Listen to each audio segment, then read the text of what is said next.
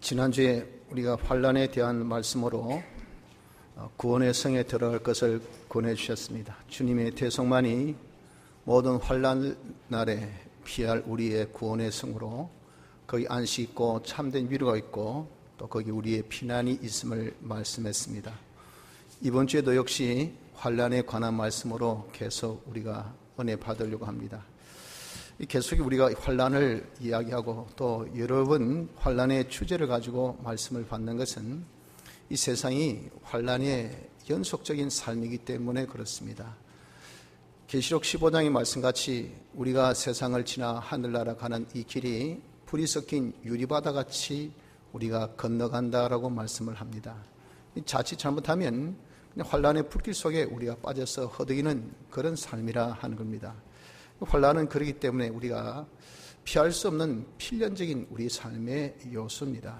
그래서 우리가 피할 수 없다면 이 환난을 잘 사귈 수밖에 없어요.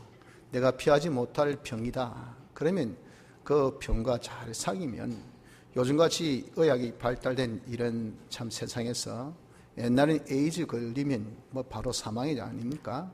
요즘 에이즈 걸려도 다 산대요. 그걸 약을 치료하면 가지고 얼마든지 잘 사귀어서 평생을 큰 어려움 없이 산다, 그렇게 이야기하더라고요. 놀랍지 않습니까? 하물며 그 병이겠습니까? 다른 병도 마찬가지입니다. 저럼 환난, 우린 최고의 큰 삶의 병이죠. 어떻게 우리가 이 환난을 참 극복할까가 아니고 어떻게 하면 이 환난에서 벗어날까? 내 삶에 환난 없는 삶이 있어야 될 텐데 라고 우리가 생각지 말고 어차피 우리가 벗어날 수 없습니다. 그렇다면 이 환난을 잘 사귀어서 어떻게 환난을 통해서 우리가 얻을 그런 이익을 얻어나가는 그런 지혜로운 자가 되어져야 합니다. 그러려면 무엇보다도 이 환난에 대한 이해를 우리가 바로 하지 아니할 수가 없어요. 거듭거듭 우리가 받은 말씀이지만 또다시 우리가 환난을 생각하는 이 점에 환난에 대한 이해를 바로 좀 가집시다. 그래서 이 환난과 우리가 좀 잘 사귀어서 환난을 통해서 우리의 이룰 구원을 좀 잘 이루어 나갈 수 있는 그런 은혜의 축복을 받는 우리 모두가 되길 바랍니다. 환난에 대한 이해 중에 제일 중요한 것이 뭐냐? 그것이 바로 모든 환난은 하나님이 주셨다 하는 겁니다. 모든 것은 하나님이 지으신 거죠. 요한복음 1장 3절에 보면 만물이 그로 말미암아 지은 바 되었으니 지은 것이 하나도 그가 없이는 된 것이 없다라고 하셨습니다. 어떤 것도 세상에 존재하는 것은 전부 다 하나님께서 지으신 거라 하는 겁니다. 그럼 지금 우리가 당면된 어떤 현실, 그 모든 것도 담은 현실 안에는 거기에 다 다양한 것들이 있지 않습니까? 많은 것들이 거기에 포함되어 있는 것이 우리 현실입니다. 그것들이 조성되어서 지금 우리가 만난 이 자리, 이 시간, 이 처지, 이 형편, 이 사정이라 그 말입니다. 그거 다 누가 만드셨습니까? 요한복음 1장 3절에 의하면 하나님께서 다 만들어 주셨다 했잖아요. 그러니까 그 현실도 하나님이 만드셨다라고 우리가 말을 하지 아니할 수가 없다고요. 그 현실에는 뭐가 있습니까? 현실에는 좋은 것도 있고 나쁜 것도 있습니다. 항상 좋은 현실만 있습니까? 하하거리고 호호거리고 기쁘다, 참 좋다, 성공했다, 성취했다 라고 하는 것만 있는 것이 아니고 실패했다, 빼앗겼다, 우리가 없어졌다, 아프다, 힘들다, 괴롭다 이런 것도 있는 것이, 이것이 우리 현실이에요. 이 마치 해가 있으면 낮이 있으면 밤이 있고 그리고 산이 있으면 골이 있듯이 좋은 것이 있으면 나쁜 것이 있고 하나님께서는 모든 것은 다 당신이 짝을 맞춰 주셨다고요. 그런 것들이 좋아하여서 하나님 영광을 돌리게 되어 있거든요. 그러니까 우리에게 좋은 것도 있고 나쁜 것도 있는 것이 현실입니다. 자, 그렇다고 할 때 그럼 지금 우리가 환난에 대해서 생각지 않습니까? 환난 또한 어떻습니까? 환난 또한 이것이 나쁜 것에 해당된다고 우리가 성경적으로 봐서는 볼 수 없지만 우리는 그렇게 여긴단 말이죠. 그것 또한 뭡니까? 하나님께서 만들어 주셨다라는 결론을 우리가 짓지 아니할 수가 없습니다. 그래서 그 환난은 하나님께서 다 만드셨다는 것을 아시고 이것이 바른 지혜의 제일 첫째입니다. 그 모든 환난이 나에게만 하고 생각 마시고 모든 자에게 다 환난이 있다는 것도 우리가 알아야 된다 하는 겁니다. 오늘 본문 6절에 보십시오. 주께서 그 사랑하신 자를 징계하시고 그 사랑하신 자를 환난 주시고 그 말이죠. 또 하반절에 그의 받으신 아들마다 환난 징계 대신 말로 책직질로 그렇게 대신했습니다. 책직질 하심이라 하셨단 말이에요. 또 7절에 보십시오. 어찌 아비가 징계하지 않는 아들이 있으리요. 또 8절에는 징계는 그렇기 때문에 다 받는 그 시간을 그렇게 말씀하셨어요. 만약에 징계가 없으면 어떻습니까? 8절에 그는 나의 참 아들, 하나님의 아들이 아니라고 했다고 말씀하고 있는 겁니다. 우리 여러분들 피할 수 없이 하나님의 아들입니다. 하나님께서 택하셨어요. 우리 어떠함이 아닙니다. 중생받았습니다. 우리 어떤 업적이나 우리의 공적이 아닙니다. 하나님의 은혜로 우리가 중생받았어요. 그래서 우리는 예수 믿는 자가 되었어요. 이 자가 누굽니까? 하나님의 아들이란 말이에요. 우리 하나님 아들 된 것은 이것은 우리가 원해서 된 것이 아닙니다. 하나님의 뜻으로 된 거예요. 그렇기 때문에 우리가 하나님 아들 된 자 피할 수 없는 사실인데 이 자에게 하나님께서 필시 뭘 주신다? 필시 사랑하는 자에게 징계를 주신다고 하신 대로 다 하나님의 아들은 징계를 주실 것을 말씀하셨다고요. 그래서 우리가 환난에 대한 바른 이해를 가집시다. 나만의 외로움이라, 나만의 고통이라, 나만의 어려움이라 그렇게 생각해서 이상스럽게 생각하지 말라 그 말입니다. 다 행복한데, 다 잘 되고 있는데, 다 건강한데 내가 왜 하필 이런 병에 걸리고 우리 집안에 이런 우환이 있고 우리 자식만 이렇게 먹이고 내가 하는 일은 안 되고 다 좀 보니까 잘 되는데 하면 그 어려움이 나에게는 가중이 됩니다. 그렇게 생각하지 말라 그 말입니다. 또 유독 나만이라고 그렇게 생각하면요 하나님께 원망이 안 될 수 없습니다. 제가 뭐 미비했습니까? 제가 대체 뭐 잘못했습니까? 내 딸은 열심히 예수 믿었잖아요. 요즘 나 새벽기도도 요즘 놉니다. 그리고 안 하던 기도도 하고요. 올해는 제가 성경 읽기도 했어요. 그런데 하필 왜 나만 이렇게 힘들게 합니까? 뭐 때문에 나를 이렇게 어렵게 합니까? 뭐 때문에 내 하는 일이 안 됩니까? 하고 우리가 하나님께 원망을 돌린단 말이에요. 그것이 너만이 아니라고요. 남의 사정 우리가 모르지 않습니까? 그래서 한번 생각해보자 해서 역지사지를 하잖아요. 한번 입장을 바꿔놓고 생각해봐라 그 말이에요. 바꿔놓고 생각해보니까 그 사람도 어떻습니까? 다 어려움이 있더라고요. 나는 이런 어려움이 있는데 저 사람은 저런 어려움. 나는 건강한데 저 사람은 건강이 없어. 나는 돈은 없는데 저 사람은 돈은 있는데 건강이 없어. 나는 돈도 없고 건강도 없지만 감옥은 안 가는데 저 사람은 감옥에 앉아있어. 그러면서 야 돈 줄게 내 제발 여기서 끄집어내다 하는데 누가 끄집어내줍니까? 자기 생각 어떻습니까? 돈도 필요 없고 건강도 필요 없고 제일 자기는 불행하다 생각한다고요. 야 니는 참 좋겠다. 참새같이 훌훌훌 자유롭게 온 사방팔만 다 다니고 돈이 없다 이거. 돈은 없지. 돈은 좀 불편하지 뭐. 좋은 다리로 걸어다니면 되잖아. 건강하잖아. 감옥에 앉은 사람, 감옥에 밖에 있는 사람은 얼마나 부러워하고 얼마나 동경하고 얼마나 참 귀하게 보는지 모릅니다. 그러나 감옥에 있는 사람은 감옥 안에 있는 사람은 그래도 네 돈이 있잖아. 뭐라고 해서 돈이 최고지. 네가 최고 행복이지. 서로가 서로를 행복하다고 서로가 서로를 자기가 불행하다고 생각하니 이게 대체 무슨 꼴이냐 말이에요. 왜 그렇습니까? 나만의 환난이라고 생각하기 때문에 그렇습니다. 그래서 하나님을 원망을 하고 있다고요. 또 나 혼자만이라고 생각하니까 자꾸 의기소침합니다. 괜히 기가 빡 죽어가지고 와 다 있는데 나는 없고 말이지. 다 잘 되는데 나는 못하고 말이지. 다 똑똑한데 나는 바보고 말이에요. 다 부자인데 나는 돈이 없고. 뒤집어 보십시오. 그 사람 다 부자인가? 그 사람 다 가지고 있는가? 그 사람 다 성공했는가? 그 사람 다 누리고 있는가? 아니에요. 똑같아요. 똑같아. 어떤 특정적인 하나가 뾰족 튀어나와서 그렇지. 그 외에는 없는 것들이 많다고. 내가 가진 것 중에 그 사람이 안 가진 것이 얼마나 많은지 모릅니다. 왜 의기소침합니까? 그것 가지고.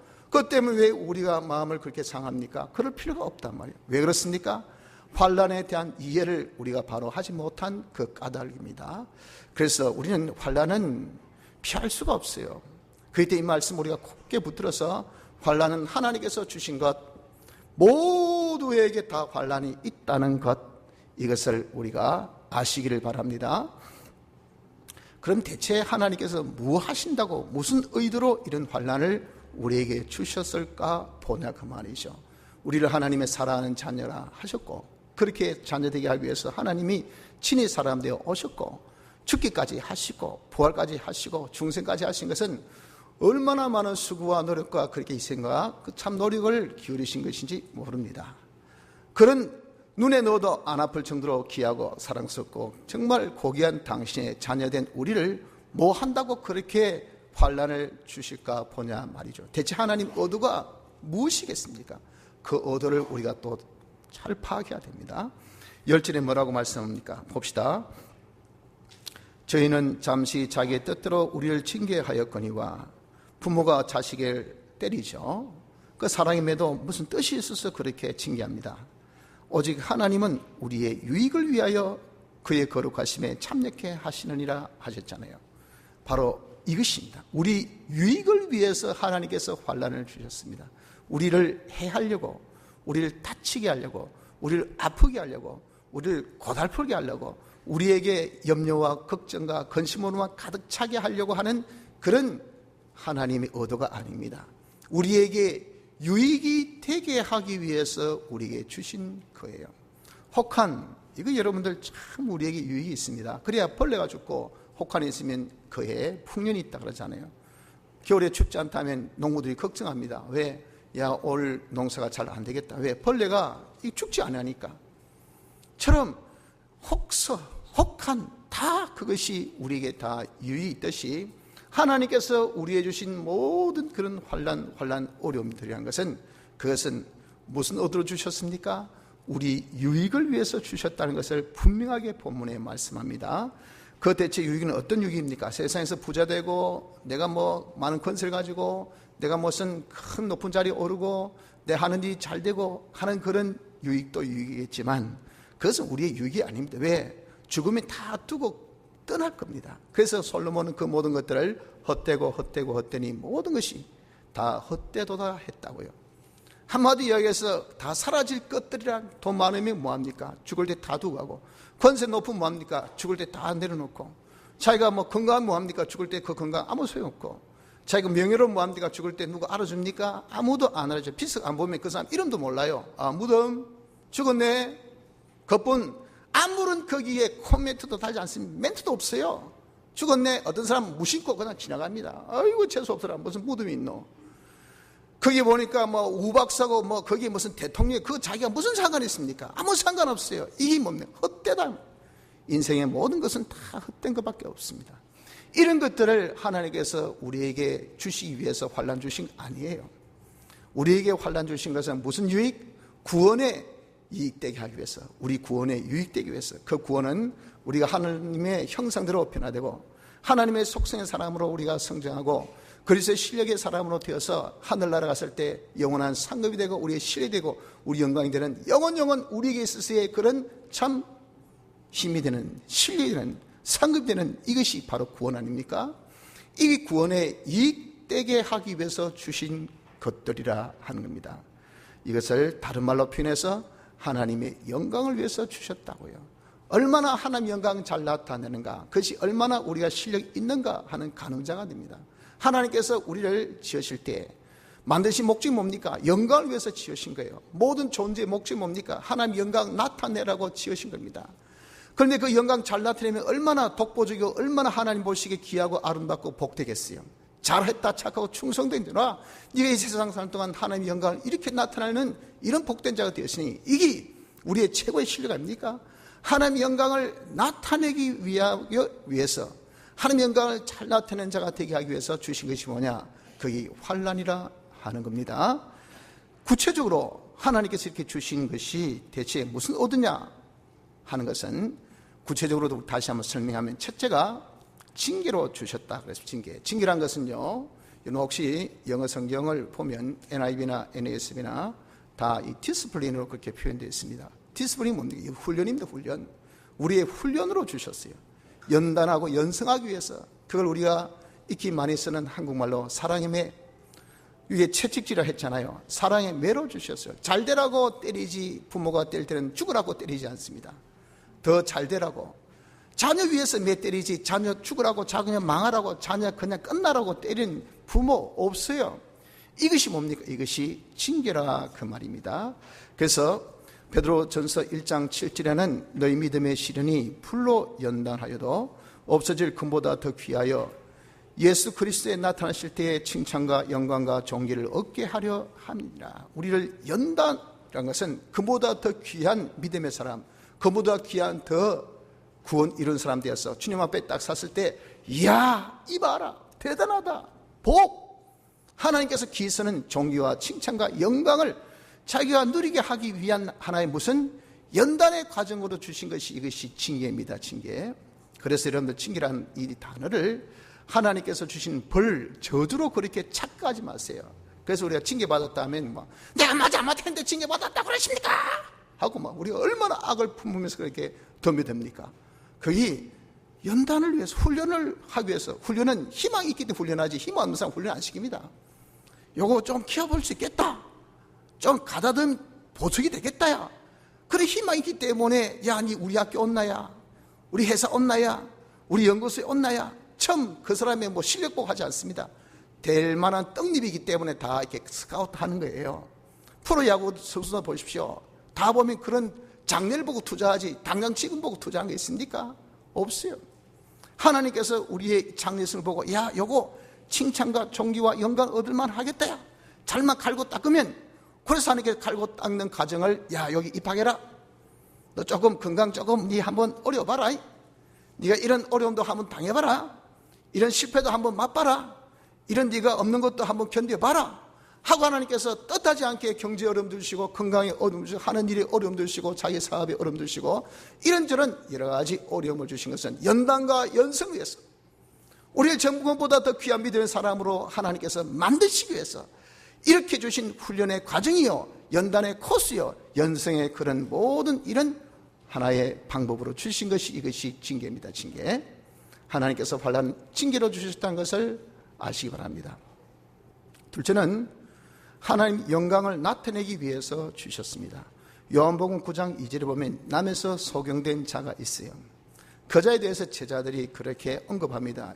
주님, 이 사람이 뉘제 때문에 이렇게 보지 못합니다. 그것도 남에서부터 보지 못합니다. 이는 천벌받은 자라 그렇게 여깁니다. 유대인의 사회 풍토로 의하면 하나님께 죄가 있기 때문에 저주받아가지고 이렇게 육체에 결함 있는 모습으로 태어났다고 생각을 하는 거예요. 그럼 태어났을 때 이 아이는 무슨 태어나자마자 무슨 죄를 지었겠습니까? 그럼 부모 죄입니까? 성경 보면 이 죄 연자죄가 없다고 그랬거든요. 지죄가 지죄에 대해서 그대로 대가를 받는데 그러면 지죄입니까? 언제 이 죄 짓지? 백성에서 희한하네. 이 사람이 나중에 소경되었으면 이유를 알겠는데 질문한 이유가 뭡니까? 태어났을부터 이렇게 소경되었으니까 이게 뭐가 안 맞는가요? 율법과 안 맞는다. 그래서 이제 예수님에게 물어보니 대체 율법은 연자죄가 없는데 이 대체 이 사람이 왜 이 소경 났을까요? 태어나기 전에 무슨 죄를 지었겠습니까? 근데 어째 태어나자마자 소경으로 태어났을까요? 라고 이렇게 굉장히 의구심 가지고 질문했을 때 주님이 대답이 무엇입니까? 3절 보면 이 사람이나 그 부모가 죄를 범한 것이 아니라 그에게서 하나님의 하신 일을 나타내고자 하신이니라. 하나님의 일을 나타내기 위해서 그런 병을 주셨다고 합니다. 그래서 이 사람이 주님 만나서 주님으로 인해서 신라 못에 가서 딱 씻고 보니까 와, 사람이 지금 후대에 있는 우리 주님은 전능하셔, 우리 주님은 실력이 있어, 우리 주님은 사랑의 하나님이야, 그분은 모든 것을 하실 수 있어 하고 우리 주님의 어떠함을 우리가 알 수 있잖아요. 그 사건을 통해서 주님을 나타내었기 때문에 그렇다고 말입니다. 그러니 우리가 여러분들 여러 가지 어려움 만난 것도 그 어려움 통해서 반전의 효과가 있는 겁니다. 봐라, 안 된다 했지, 죽었다 했지, 망했다 했지, 안 된다고, 죽었다고, 망했다고, 절대 이것은 불가라고 했는데 기적같이 살아난단 말이에요. 기적같이 소성하더라고요. 기적같이 반전 역사가 일어나더라고요. 그러니까 사람이 뭐 잘되던 사람이 잘되면 그거는 별로 누긴력에도 안 봅니다. 꼴찌한 사람이 1등 해보세요. 우와, 이게 무슨 일이고 이게, 네 뭐 대체 무슨 행제냐, 어찌 됐는데 뭐 나는 한 것 없다, 야 하나님이 해주셨지, 하나님께서 해주시대. 그러니까 와, 네가 믿는 신이 진짜 살아계신 분이구나, 진짜 신은 신이다. 속으로 나도 한번 믿어볼까, 나도 한번 기도해볼까, 나도 한번 의지해볼까. 이게 여러분들 나타나지 않겠습니까? 똑같은 예로 다니엘 보십시오. 다니엘이 그가 사자굴 앞에서도 그가 늘 해왔던 그 기도 생활을 계속했잖아요. 그런 잘못은 기도한 것밖에 없어요. 하나님을 의지한 것밖에 없습니다. 그런데 청적들이 그를 몰아가지고 사자굴에 집어넣는 것은 자기 목숨도 끝, 정치 생명도 끝, 자기가 이때 해왔던 모든 자기의 업적이 끝입니다. 끝. 이유는 기도, 기유는 하나님. 얼마나 기막히고 얼마나 억울하겠습니까? 그러나 반면에 이런 지하에 그에 대해서 시험도 안 받았어요. 주님 주신 것, 내가 지금까지 된 것은 주의 은혜인데 가진 것도 주님이 주셨고 가져가실 것도 주님이시니 그저 내가 주님 앞에 지금 해야 될 것은 하나님 뜻대로 기도하는 것밖에 더 있나 하고 기도했단 말이에요. 기도했더니 어떻습니까? 그가 사자굴에 들어갔지만 안 죽었다고요. 다리오 왕이 다음날 아침에 와서 보니까 안 죽었거든. 야, 니 진짜 네가 신실히 섬겼던 그 하나님이 참 하나님이시구나, 참 신이시구나 하는 것을 인정해서 야, 우리도 이런 참신 하나님을 우리나라의 신으로 우리가 정말 모시자. 이분이 우리나라의 수호신으로 그렇게 삼자. 선포하고 섬기고 하는 놀라운 하나님의 영광을 무엇을 통해서? 다니엘의 사자굴의 그 환란을 통해서 나타난 것 아닙니까, 여러분들? 하나님 우리에게 이렇게 극적 반전을 위해서요. 하나님의 영광을 나타내시기 위해서 주신 것이 뭡니까? 이것이 환란임을 우린 알아야 합니다. 셋째는 시험으로 주셨습니다. 시험은 치기 전과 친 후가 다른 것이 이것이 시험의 특징입니다. 시험 치기 전에는 아이고 제가 뭐 공부도 못한 게 막 제가 뭐 실력이 있나 뭐 저런 게 뭐 한다고 시험 치러 왔었고 웃기네 했는데 시험 치니까 그 애가 100점 받았어. 나는 뭐 모든 것이 섭렵했다, 나는 똑똑하다, 잘한다, 대단하다 했는데 시험 치고 나니까 빵점 받았어. 그 이유가 어떻습니까? 그 이유는 공부 못했다고 한 사람이 공부 잘함을 인정해주고 공부 잘한다 똑똑하던 사람이 공부 못함을 알아주고 이렇게 자기의 정도가 극명하게 판정되어지고 나타나는 것이 뭐냐? 이게 시험입니다. 시험. 사람은 아주 자가당착을 잘해요. 착각 속에 빠집니다. 내가 최고다, 최고 잘났다, 최고 똑똑하다, 나는 할 수 있다, 나는 모든 것이 능력이 있다 라고 해서 많은 사람에게 대접을 받으려고 합니다. 연봉이 왜 이밖에 안 됩니까? 나를 어떻게 보고 말이에요? 야, 나 하자하네. 내가 네 복이 그렇게 아주 뭐 바보같이 보이나? 다 이렇게 자기는 대단하게 존귀하게 그리고 대단한 그 실력가로 그렇게 우리가 여깁니다. 왜? 자기는 착각하고 있다고요. 자기 정도를 몰라서 그래요. 그것이 착각에 빠진 좋지만 그런 착각이 엄청난 자기에게 실수를 불러일으키고 다른 사람이 큰 해를 불러일으키는 그런 위험을 저지른다고요. 그래서 하나님께서 우리에게 한 번씩 시험을 주십니다. 그걸 통해서 성공한 사람은 봐라, 네가 이렇게 실력이 없다 하지만 이렇게 실력이 있다. 너는 그렇게 실력이 있다고 생각하지만 난 이렇게 실력이 없다 하는 자기 정도를 정확하게 딱 자탁 안에 알도록 하기 위해서 주신 것이 이것이 시험입니다. 시험. 그런 시험을 통해서 자기가 부족을 느끼면 어떻습니까? 부족을 보충하면 되죠. 좋잖아요. 자기 실력 없다 해가지고 늘 자기를 비하하고 용기 없던 사람이 하나님께서 은혜 주셔서 내도 이 정도는 되네 하고 자신감 가지고 소망 가지고 힘쓸 수 있잖아요.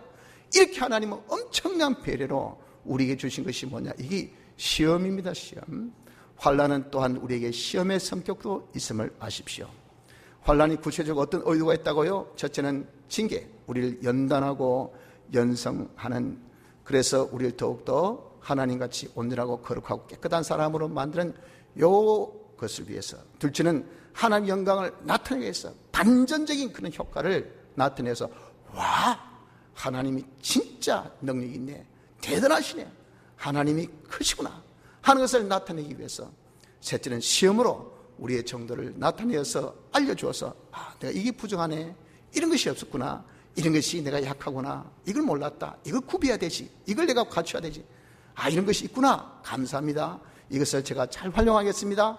자기의 정도를 정확하게 정확하게 깨닫고 알게 하기 위해서 자탁 안에 그것을 깨닫도록 하기 위해서 주신 시험, 이 세 가지가 환난을 주신 하나님의 의도인 것입니다. 이 환난을 어떤 목적으로 주셨을까요? 그 환난에 주신 목적은 1절 하반절에 뭐라 했습니까? 그의 거룩하심에 참여케 하시느니라. 온전히 그 사람을 연생해서 갈고 닦고 그냥 다듬어 가지고 하나님같이 온전하고 거룩하고 깨끗한 사람 만들어지는 것이 그런 환난이더라고요. 그래서 여러분, 우리는 정말 못이 뾰족할수록 깊이 박힙니다. 환난이 클수록 우린 고뇌의 이런 생각을 더 깊게 합니다. 엄마 뱃속까지 우리는 생각이 돼요. 내가 왜 이렇게 안 될까? 왜 내가 이렇게 어려울까? 왜 이런 어려움을 만날까? 왜 그럴까? 이런 평상시 내가 잘 되고 그러면요, 전혀 그것에 대해서는 생각도 안 해요. 거기에 대해서 우리가 그냥 아무렇게나 지나버립니다. 그러나 그것이 탁 걸려가지고 팍 넘어지면 왜 내가 넘어졌을까? 돌뿌리, 이 돌뿌리 어디 있지? 이 어떻게 제거하지? 보니까 안에 막 엄청난 큰 바위가 있어. 와, 이런 것이 바로 우리 집 앞에 있는 줄 내가 몰랐네. 넘어지고 나서 이러면 어떻습니까? 생각해보고 그것을 파괴해보고 그것을 어떻게 자기가 고쳐보려고 그렇게 하는 다음에 행동들이 녹게 돼 있는 겁니다, 여러분들. 그러니까 하나님께서 우리에게 이런 환난을 통하여서 주신 목적이 뭡니까? 나를 연단연속해서 더욱더 거룩한 사람으로, 그리고 우리가 자기의 정도, 자기 부족을 알아서 그것을 구비하고 그런 것을 잘 우리가 보충하는 그런 사람으로서 우리가 조금 더 부족함이 없는 사람으로, 이렇게 온전하고 구별함이 없는 이런 사람으로 만들어가게 하기 위하여서 주신 것이, 그것이 환난 주신 목적입니다. 목적. 어떤 환난이든 간에 그 환난을 통해서 우리는 주의 거룩하심에 참여하는, 그의 거룩하심과 온전하심과 깨끗하심에 우리가 도달하는 이런 결과가 있다는 것을 알아야 합니다. 그 환난의 그럼 결실이 뭡니까? 그런 것을 통해서 얻어진 결실은 11절 하반절에 뭐라고 말씀하셨습니까? 의의 평강한 열매를 맺나리. 평강한 열매, 뭔가 좋은 거죠, 그죠, 여러분들? 그것을 야고보서 1장 4절에 뭐라고 표현했습니까? 온전하고 구별하여 조금 더 부정함이 없는 것. 부족함이 없는 것이 이것이 이런 거. 그래서 어떻습니까? 아, 참 좋다야. 참 괜찮네. 참 기분도 편안하고. 이게 평강이에요. 풍성해서 내가 누릴 수 있는 그런 이 평안함. 이게 평강입니다. 온전하고 구비하여 조금 더 부족함이 없어서 우리가 평강의 사람. 그것이 하나님 보시기에 기쁨이 되단 말이야. 하나님 보시기에 옳다 된다. 왜? 우리가 온전하고 거룩하고 깨끗한 사람으로 변화되어서 얻어지는 하나님의 축복의 결실이니까. 그래서 평강의 열매를 맺게 하신다고 그렇게 말씀하신 겁니다. 이를 두고 베드로전서 1장 7절 하반절은 칭찬과 영광과 존귀를 얻게 하려 합니다. 하나님 보시기에 기쁨이 되고 하나님께서 만족되니까, 야, 잘했다, 니 진짜 잘했어. 칭찬도 하시고 그에 대한 상도 주시고 영원토록 우리가 하나님 앞에 쓰임받는 영광이 되는 이런 결과가 맺어진 것이 이게 뭡니까? 이것이 환난입니다. 환난. 그러면 우리는 이 환난에 대해서 우리 할 바만 이제 하면 돼요. 잘못된 오해 그거 다 불식시키시고 말이죠. 이건 누구 때문에 내가 부족했어, 또는 어떤 시스템이 잘못돼가지고, 이놈은 정치가 잘못해가지고, 이 나라가 잘못돼가지고, 내가 쓸데없이 이런 집안에 태어나가지고 하고 사돈 사촌 8촌에 일까지 다 좀 남탓 그렇게 우리가 하지 마시고요. 환난은 누가? 하나님께서 주셨어요. 왜 주셨습니까? 한마디로 우리 이익을 위해서 주셨다고요. 그러니까 우린 그 환난에서 내 할 바만 하면 됩니다. 첫째, 뭘 해야 됩니까? 경히 여기지 말라고 5절에 말씀했습니다. 일단 하나님께서 무슨 얻으러 주시기 때문에 그런 것을 meaningless, 아무런 의미가 없어. 이거 여러분 엄청나게 하나님께 당황성을 부어 넣어 준 겁니다. 하나님은 우리를 여러분들께 사랑의 매로 때리려면, 부모가 자식들 교육하기 위해서 한번 매로 때려보려 해보세요. 진짜 마음 아픕니다. 너무 힘들어요. 차라리 자기가 매 맞고 말지. 자식 아파서 아유 아빠 힘들어 해보세요. 미칩니다. 미쳐. 차라리 이 애가 건강하면 내가 좋겠다. 내가 병사에 누워서 내가 대신 아파주고 싶어요. 그래도 그게 안 되는 것이 그 인간 아닙니까? 얼마나 아픈지 모릅니다. 그런 자식을 좀 잘 되라고 때리려고 해보세요. 그게 쉽습니까? 어렵습니다. 그럼에도 불구하고 이렇게 매를 든다는 것은 엄청난 각오와 엄청난 결심과 엄청난 자기의 자제에 대한 그런 참수가 없이는 안 돼요. 하나님 이렇게 우리에게 사랑의 매를 대시는데 전역에 대해서 반응이 없어요. 그럴 수 있지, 안 될 수 있지, 지나가면 괜찮겠지, 나만 안 되나, 다 안 되는데, 인생에 사는 게 다 거기지. 엄청나게 자기는 초월한 것처럼 하지만 하나님께서는 엄청난 얻을 가지고 접근하시는데 우린 그것을 아예 그에 대해서 무시해버려. 아무런 의미가 없다야. 그게 삶이란 거겠지. 아주 허무주의 같이 말이에요. 염세주의 같이 그냥 아무런 것에 뜻을 두지 않습니다. 그런 사람이 아주 위험합니다. 여러분들, 교훈이 안 돼요. 반전이 없어요. 성장이 없어요. 고침이 없어요. 무슨 그게 발전이 있습니까? 하나님께서 발전하라고, 성장하라고, 뭔가 새로워지라고 주신 것이 이것이 환란인데 아무런 효과가 없단 말이에요. 여러분들, 그러면 안 됩니다. 경시 여기지 마세요. 둘째, 그렇다고 또 너무 과중하게 반응해서 낙심도 하지 마세요. 하나님 우리 위해서 주셨건만 그거 가지고 난 끝났다, 내 인생 종쳤다, 반전의 효과로 하나님 영광 나타내려고 이 다니엘을 사도굴에 집어넣었더니 나는 이제 내 정치 생명 끝, 내가 이제 내 모든 생명도 끝, 지금까지 내가 하나님 믿어봐야 이 꼴이 먹고 그냥 죽어도 억울하겠구만 사자한테 뜯겨 죽다니 이게 무슨 꼴이도. 기도의 결과 이거가 한탄에 한탄을 하고 원망에 원망하고 이렇게 여러분들 자기가 낙심하고 좌절하면 이게 되겠습니까?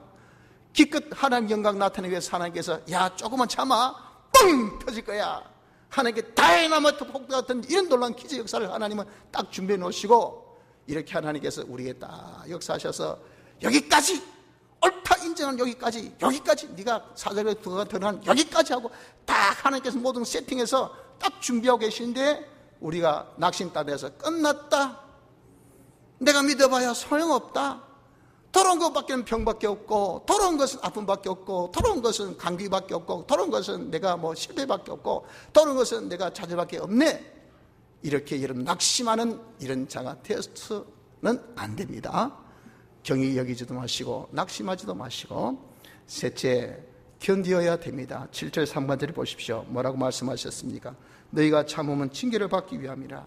징계로서 견디라고요. 아, 이건 훈련이구나, 이건 연단이구나, 연성이구나. 이 과정을 끝나면 그에 대해서 수료증을 주시고 그에 따른 대접도 따를 거 아니겠어요? 그만큼 실력도 성장하겠죠. 그러니까 우리가 끝까지 훈련의 과정인 것을 알고 또 나를 시험하는 시험의 과정인 것을 알고 하나님 영광을 나타내는 그런 영광의 반전의 역사의 그 과정인 것을 알아서 우리가 끝까지 영광 나타낼 때까지, 내가 성수하기까지 내 정도를 알아서 그것을 구비하기까지 우리는 어떻게 견디는 사람이 되어야 됩니다. 인내 없이 절대 이룰 구원을 못 이룹니다. 예수 믿는 사람은 여러분들 장점이 뭐가 됩니까? 한번 하면 끝까지 하는 이 인내심이 있어야 돼요. 했다가 말았다. 하나 보시도 참 천방지축이다, 촐락이다, 조물락이. 이건 뭐 조금 뭐 하나님 합니다 해놓고 어느 세감도 없어. 하나님 좋습니다 해놓고 좀 있으니까 또 슬퍼. 이렇게 이런 인내가 없이 무슨 구원을 이루어나가겠습니까?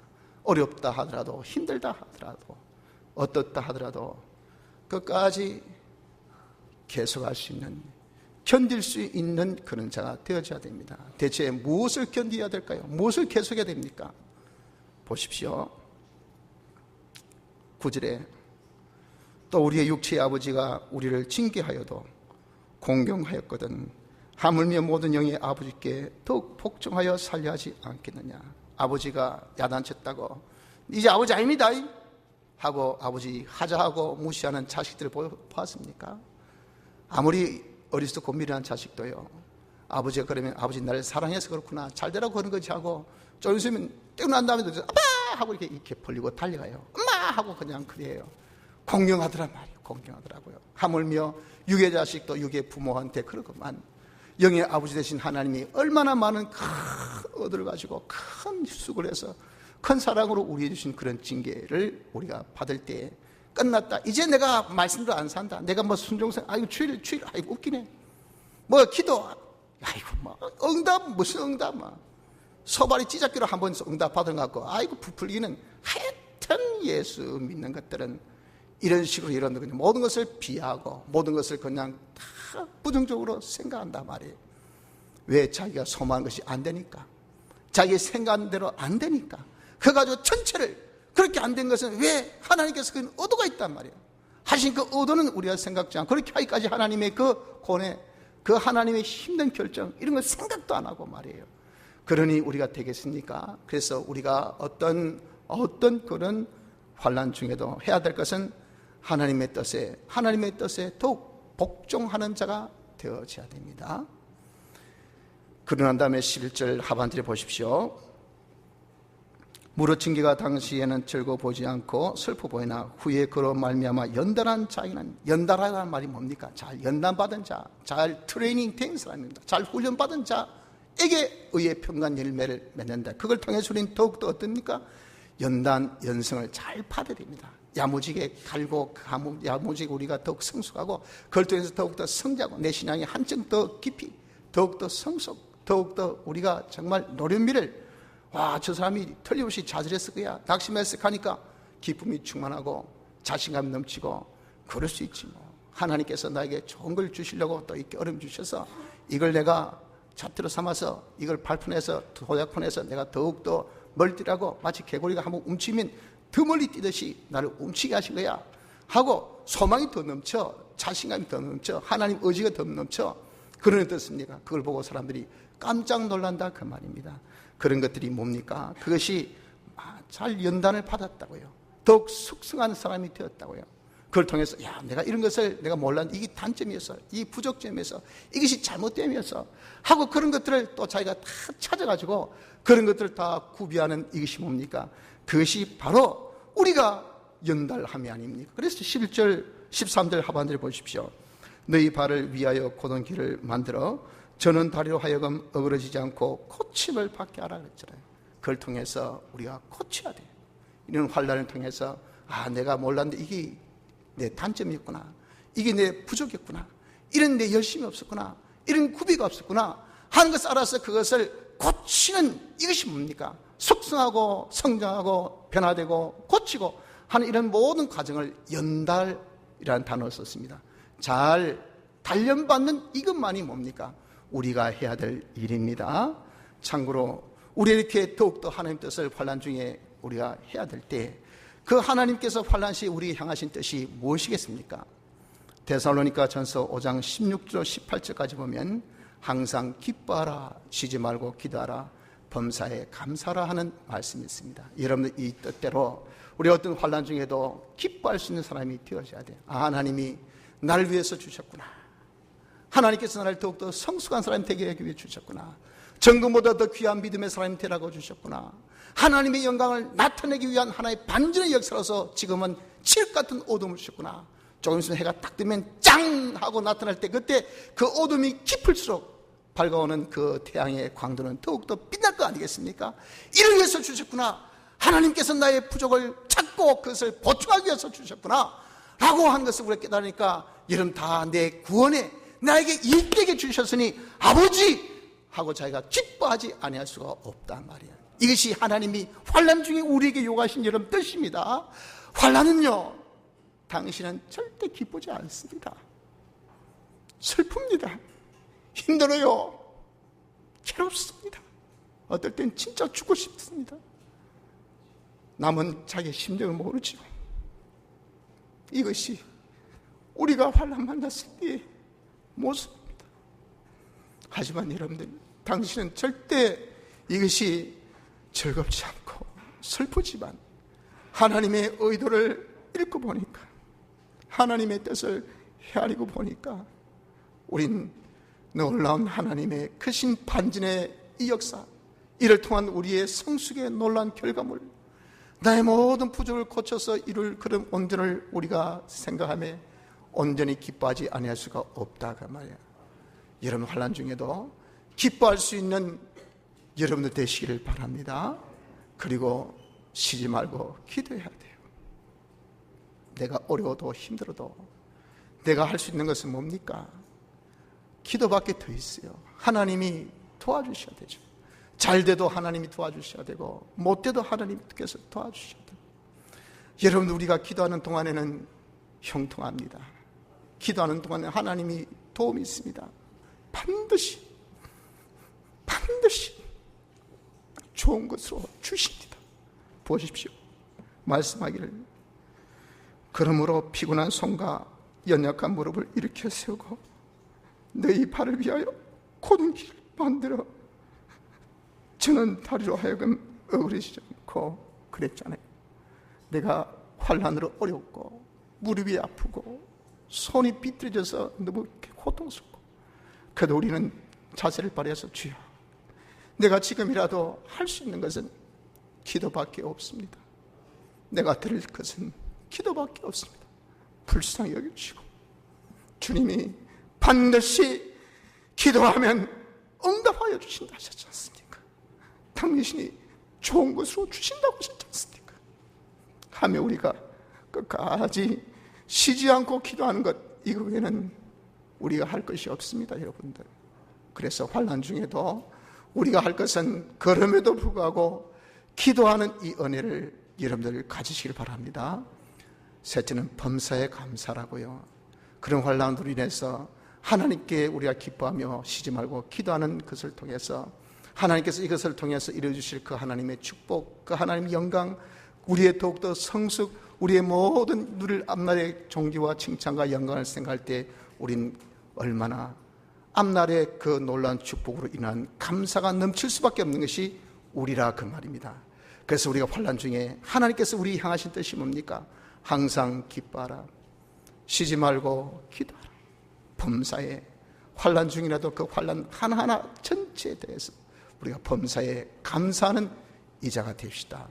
성도 여러분들, 환난은 피할 수 없는 겁니다. 우린 필시 환난과 더불어 살아야 됩니다. 그 환난은 하나님께서 주셨어요. 다 우리 구원을 위해서, 우리를 위해서 주신 것이지 우리의 손에 될 것 하나도 없습니다. 그러니 우리는 그 환난에서 절대 그 환난을 경시하거나 낙심하지 마시고요, 그래서 우리가 잘 견디면 됩니다. 그럼에도 불구하고, 어려움에도 불구하고 우리는 하나님의 뜻만을 우리가 찾아 순종합시다. 그 순종이 어떤 것으로 우리에게 명하셨습니까? 내가 환난 중에도 기뻐합시다. 환난 중에도 기도합시다. 환난 중에도 감사합시다.